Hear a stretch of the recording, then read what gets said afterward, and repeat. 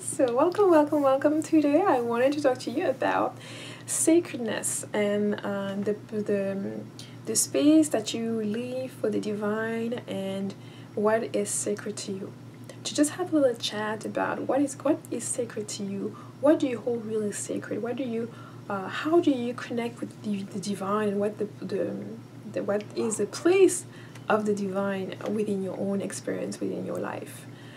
I think this is a wonderful question to ask yourself, to remind yourself frequently as you go through learning different things, as you go through exploring, discovering different things. I think it's good to ponder sometimes to see what I'm learning, what I'm seeking. Is that bringing me closer to the divine? Is that having some type of enhancing some type of spiritual connection for me? What is the purpose behind that? What is the driving force of my dedication, of my motivation to learn, to know, and to grow? And in that reflection, or in that introspection, reflecting on the divine, reflecting on that source, on that essence of what may be moving you, what may be pulling you, what may be attracting you, is important.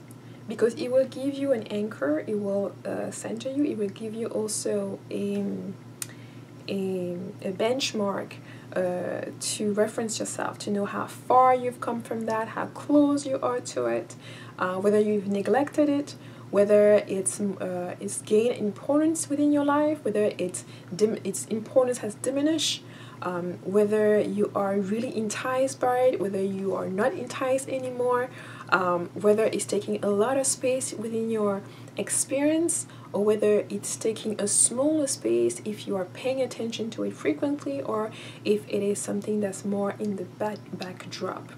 I think reflecting on the ways through which you honor the divine in your own experience, in your interaction with others, in your quest for whatever you are seeking at the moment, is important. I think it is going to fuel you, even if you are of those who do not believe in a higher power, who do not believe in the universe or some universal force or anything like that. Reflecting on that is still going to give you much to ponder and integrate within your journey and within the planning that you are doing. And so this discussion on what is sacred and how you honor that aspect of the divine, how do you express your recognition and your recognition for this holiness, or for this aspect of the divine that is within your life, or that you are seeking, or that's within your experience. This will help you thinking about that and taking the time to infuse yourself with this notion is going to be helping you not only just understand where you are going, reflect whether you are still aligned with what you're seeking, if what you're seeking is aligned with that divine, that holiness, that quest for the divine, or that quest towards the divine, or that quest with the divine, whichever way it is showing up for you at this moment, because your perception of the sacred, of what is sacred to you, may change, may morph over time. It may transform. It may focus on one aspect of your experience. It may jump in different subjects. It may infuse itself in all of your experiences, in all the facets of your experiences, all the facets of your being, depending on your circumstances, depending on some period of time. So don't be stuck in terms of thinking about what you used to held sacred and holy, especially if you no longer held those things that way today. It's not bad and it's not wrong. Sometimes we do have to put our focus on something else, and eventually sometime we may come back to those other things, or if those other things are no longer serving us, then we leave them behind. So there's no wrong approach from that. However, when you continue to take the time to reflect on what is sacred to you, it enables you to make adjustments. It enables you to realign yourself if you were out of alignment, and to recognize that as well. To be able to recognize when you're not in alignment with your own beliefs, when you're not in alignment with the way you will want to honor the divine, or the way you will want to honor what is sacred to you, or how you will want to hold the things that are sacred to you as sacred. And by doing that, you enhance your perception of your experience, you enhance your experience itself by being able to truly express by truly express and honor what is sacred within your experience and within your life, no matter what it may be. I wanted to share with you a little story of what happened few years back when I met this young man, and he's African, but he's not from Cameroon, but he's really interested into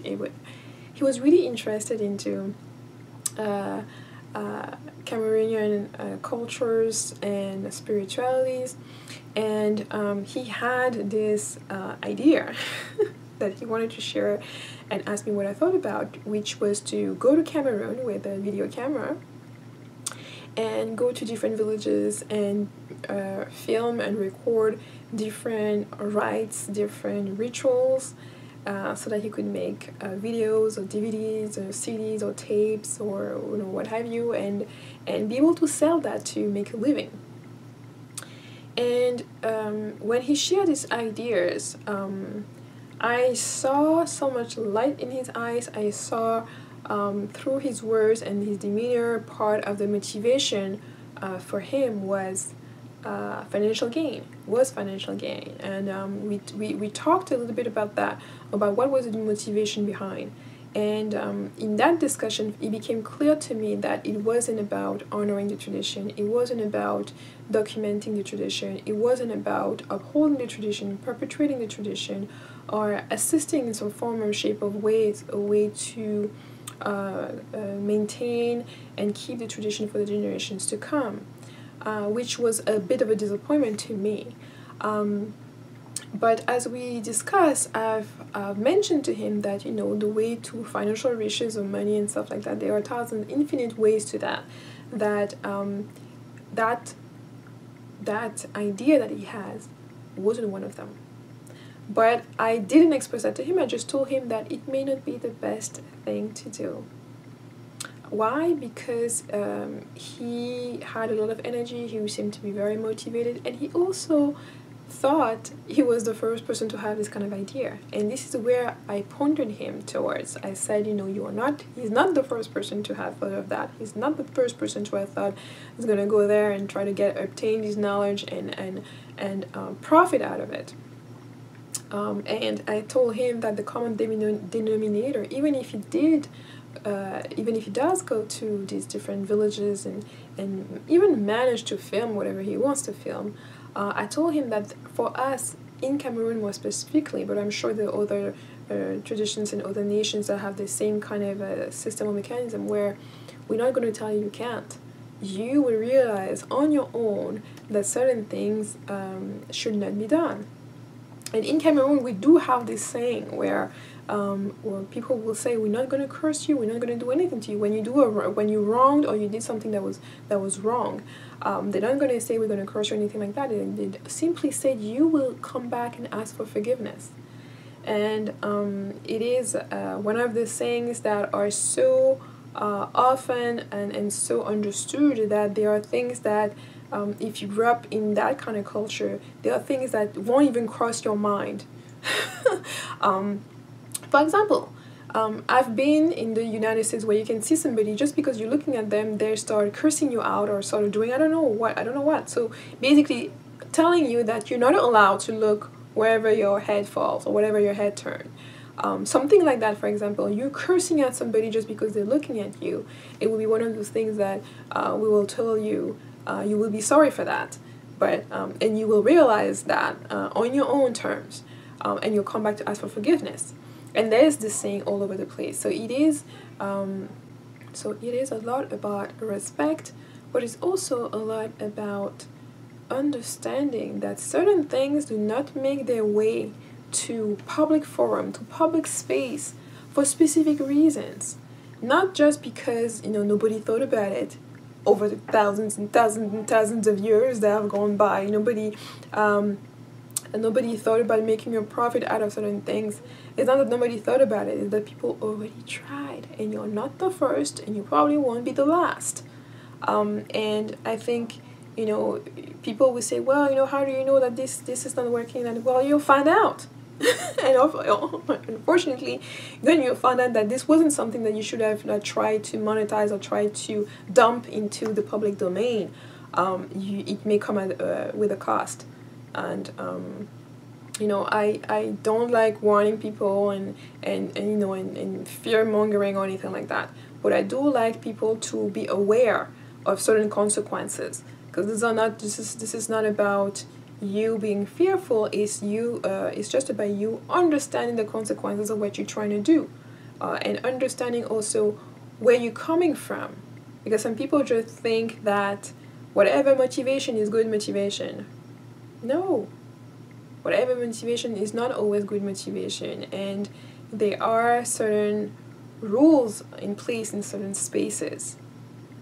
So I think that's what I wanted to touch on, and to say that I had this conversation with this person about 3 to 4 years ago, and I'm bringing this story now because I recently saw that person, and I asked them, well, what happened to that little project of his? And he simply said that this is not something that he's planning to do anytime soon, and he didn't need to give more detail. He didn't need to go any further, because as he was speaking, I clearly understood that he had tried. I clearly understood that he had found out for himself that certain things need to be kept where they are. And if it is time for them to be exposed and made public, they will make their way there. And this is just to help you understand that certain things are not for everybody. Certain things are not going to be poured out on the public. The same way the seed of a plant needs to be under the ground. You leave the seed on top of the ground and it's not going to grow. It's not going to grow as well. It may even perish. There may be all kind of intemperate, all kind of different things when it is completely exposed. So that's the same reason. The same reason a baby needs to be inside the womb and not outside. Because it's more protected, it's more nourished, it's more filled, and it's more potent. And so it is not something to prevent you from doing something or something manipulating you. No, it's about the thing itself. And this is also why that certain things are not revealed to you no matter how hard you scream. Because you have to go and search for those things, and those things will present themselves because you made the effort to go towards them and search them and go and meet them where they are. There are certain things will not come to you no matter where you are until you make your own way towards them, whether it is physically, whether it is mentally, energetically, spiritually, through dreams, etc., etc., etc. So this is not made to discourage you. This is made for you to just reflect in how you are approaching certain things within your quest, or even within your life, in terms of the things you've already acquired, in terms of the knowledge that you already have, in terms of the practices that you already have. If you are part of a religion, there are practices that you already have. How are those practices carrying on, being implemented, being infused within your life to help drive you towards what you're supposed to accomplish, to help drive you towards being the best person, the best version of yourself that you can be? How are those things coming together? How is the knowledge that you're acquiring day by day helping you on that path? Once you understand that, once you understand what you already have, the importance and the value of what you already have, then you can carry on and look forward to other things to add on to that, to other things to hold with the same sanctity and the same sacredness, without undue judgment. Where you don't start, when something helped you when you were young, for a child who has a tricycle and you're running on the tricycle and you'll be able to move around that way. Now when you grow up and you get a bike, you don't say that the bike is better than the tricycle. You just understand that the bike is more age appropriate for a certain child rather than another, and that each of these tools, each of these vehicles have advantages and disadvantages, and each of them are appropriate at a certain time, for a certain moment, for a certain person, in a certain context. Okay, and I think it's important to start detaching yourself from always comparing in order to assess which is better, which is worse, and to attach this form of judgment where when you move on from one religion to another, all of a sudden the other religion starts being something that's evil, something that's bad, even though it did serve you for a period of time. Otherwise, you wouldn't have been in it. Otherwise, you can't say that you were part of it. Okay, there's a distinction that's important, because I see it a lot from people who left religion and want to dive into African spirituality, and they have this kind of negativity and saying, you know, whatever religion it was, it's bad religion, it's this, it's this, that, it's this, it's that, but you were part of it. And if you were not part of it, meaning that the body of knowledge, the body of knowledge that was provided through that religion did not serve you, and you did not agree with it, and you were fighting with it all the time, that means you were not part of that religion. That means it had nothing to do with you. That means you were never really into it. You were really in it to begin with, for you to be able to judge it. Okay? That just means it didn't work for you. Okay? So you need to detach yourself from that negativity, that gratuitous negativity. Because if you didn't partake, you didn't really believe, then it wasn't yours to begin with. And you didn't even appreciate what he could offer or what he has to offer to even other people. If you don't appreciate it for your own self, you don't even appreciate it for what it can offer and what it's doing for other people, then it wasn't really yours to begin with. And then you can't really judge it. You can't place judgment on it. And then now you cannot come towards African spirituality with that same kind of mentality where you're looking to judge it. The same way you judge religion, if there's something, no aspect doesn't work for you, then tomorrow you'll jump to something else, and then you start saying that African spirituality is this and that and that, because you don't have the basic ground of understanding that all of those are pathways. Okay, they're not just something that you grab and you put in your pocket, and then when you don't want it anymore, you toast it out. It's not that kind of perspective that you need to have towards African spirituality or towards any form of spirituality or any religion. Truly, because you can certainly roam the earth and find people in every single religion, in every single spiritual path that are fully integrated in it, that are